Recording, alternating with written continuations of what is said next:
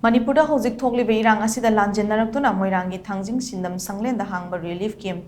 CHANGJAPHAM LOUDUNA Leiribi Chahi Aniga Thataret Khakta Ngairibi Inmate Nupimacha Leikhidre Leikhidre Nupimacha Dudi Torbung Govindapur Daki Khomdrang Athoibi Apopa Khomdram Abung Amadi Apopi Khomdram Ongbi Benokawe Mak Machil Manau Nupi Ahungi Manungda Ani Subini Irang Asina Maram Oiraga Mayum Makai Amadi Dukan Maina Tumna Thadok Pikibadaki LANJENNARAKTUNA relief camp Asida Jun Amada register Torakibani Leikhidre Nupimacha do Laihau Toraktuna Narakpadagi relief camp Talai Malakpa Doctor Singh Napiram Bahida Khara Pithaklaga Fagani Khana Laibani Adumoinamak Thasi Kungamathoida Angang Adu Sor Honba Wasilakpadaki CC Moirang the Puduna Yinghanbada Infala Punanaba Kangalakpadagi Ayukipung Taramathoirom Tabda Jenimsa Pukatki Adubo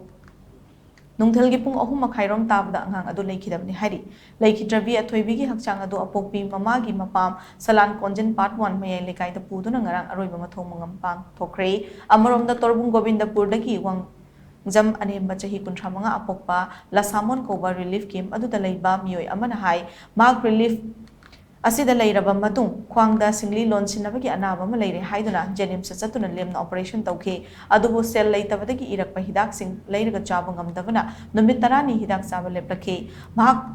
Kumna Hidak Sabangam the Bakayasi, Lengak the meeting Changbio Haike.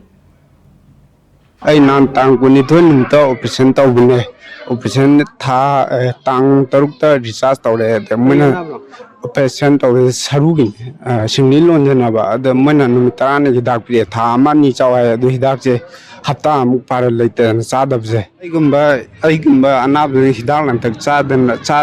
le chalaite na taibangam jadum je sarkar na kadam yeng chambiraga simbina pane tingsing jari